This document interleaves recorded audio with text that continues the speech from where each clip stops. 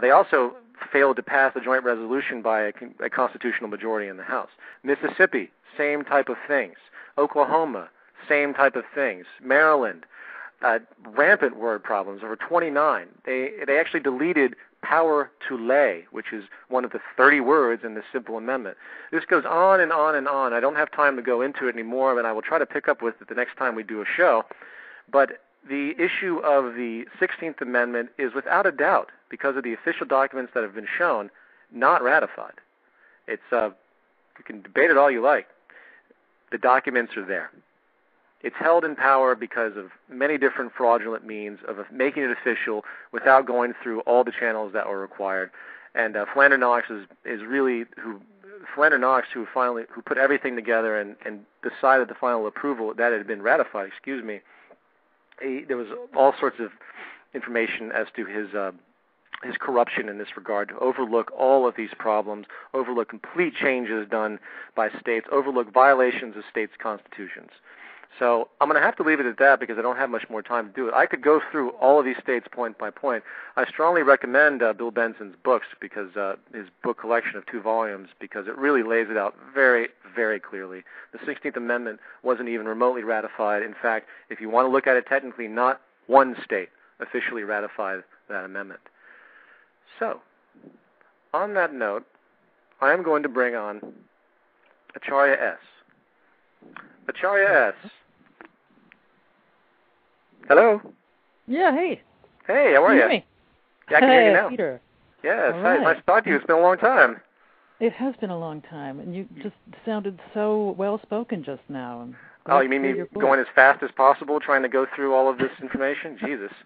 I've been having I made this big list of notes, and I really thought I could get through it because, as you know, debunkers will go after every tiny little thing without doing any research. I believe that's the game of debunkers, is semantic manipulation and fragmentation, from what I understand. I know that you've had your experience with that as well. Well said. Yes, it's a never-ending game, and it seems to be a game with no rules except on their side. Yeah, well, they're making the rules, evidently. Yeah, changing the way we do research. Yes, precisely. And when it comes to acceptable. Yes, and when it comes to also to fit their worldviews that many of them are emotionally inclined to protect, and that's of course one of the sensitive aspects with religion, as you so well know. So before we begin, before we begin, I do want to point out to the audience that Acharya has an incredible book called Christ in Egypt, which is 600 pages. And if for anyone that continues to question Part 1 of Zeitgeist 1, especially the Egyptian theories, the Egyptian ramifications of history in regard to the impressions they had on modern Christianity, I strongly suggest this book. I've been going through it. Unfortunately, I read about 5 books at once, Acharya, and I've got through about 50% of it because I'm doing so many things. But that's been kind of my bedtime reading, and I've just been amazed at what you've compiled with these sources. It's truly incredible, and I'm sure the debunkers are terrified to even go close to that book because of how much incredible research you've done on that thing. So I want to commend you on that, and I strongly recommend that to everybody that's listening right now that really wants to get an understanding of this. Before we begin, it's a difficult book for some people to get through, but it is all there. Exactly. They asked, and I answered. Exactly. No, I think what's happened, you're unprecedented as far as anyone out there. I hate to make comparisons, but Gerald Massey was the only one before you that really attempted to bring this information out into the forefront. And, maybe you can talk about him as we continue to go along. I've told everyone about your article, and I'll mention it again that it can be found on the radio address page, where she responds to the Zeitgeist Challenge, which is a website that comes up claiming that there's no sources for any of the notions denoted in Zeitgeist 1. So I strongly recommend everyone go to that link and look at what she's written. And she's going to talk today about these issues as well.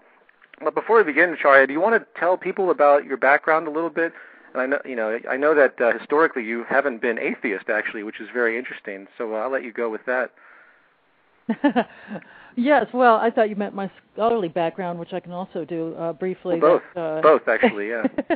Well, I think it's funny because people would condemn you as they just assume you're some hardened atheist when they don't know that you are actually very much Christian. I think that's that background. Yeah, sure. Well, Both. yeah, Both. sure. I mean, I was born into a Christian family in a Christian country. This is the United States. Still claims to be about 80% Christian up to this day. But where I was raised, everybody was pretty much Christian. They were either Catholic or Protestant, and I was in a Protestant family. And we still are protesting. That's the word Protestant, where it comes from.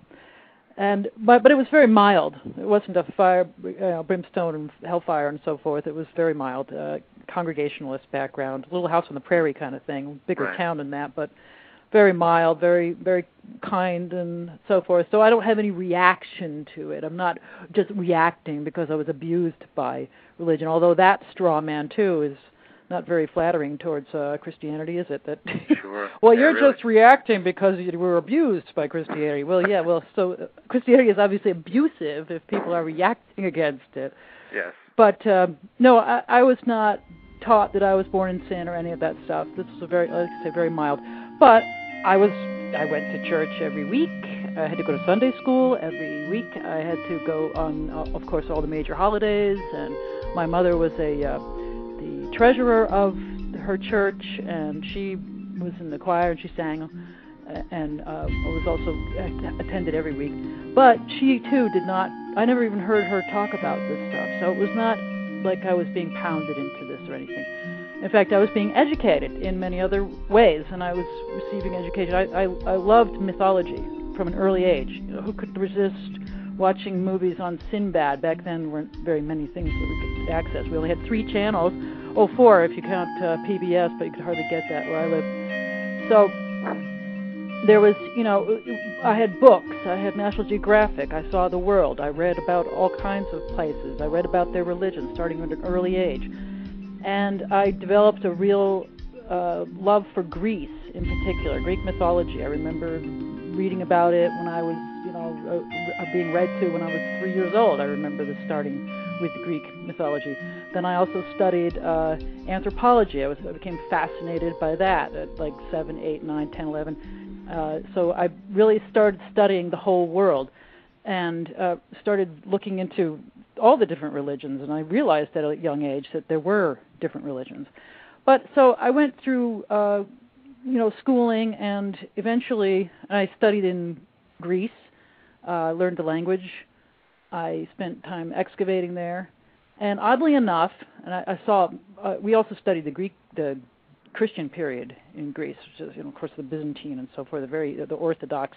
It's everywhere. It's very heavy, very dramatic and gruesome Right. images. Not very attractive at all. But still, after college, I was still very interested in the subject, and after postgraduate work, and believe it or not, at a certain point, I became a born-again Christian. So I was already raised a Christian, but then, you go through this period and you do this like dramatic act after some kind of, I mean, it was kind of like a flailing around, Sure. not knowing what I was going to do with myself sort of thing, and then being influenced by this woman who was Jimmy Swaggart's cousin.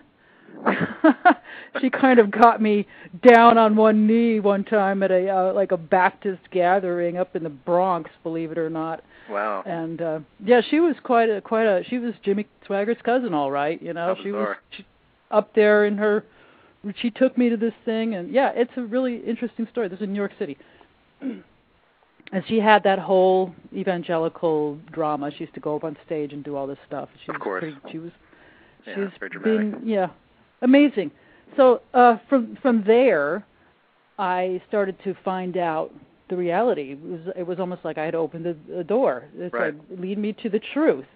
Sure. And so, as I said, I have a background in archaeology, in the religion of Greece, the language of Greece, the history. There was quite a bit of this Christian origins takes place revolving around either Greece or Greek language, or the New Testament was essentially composed in Greek.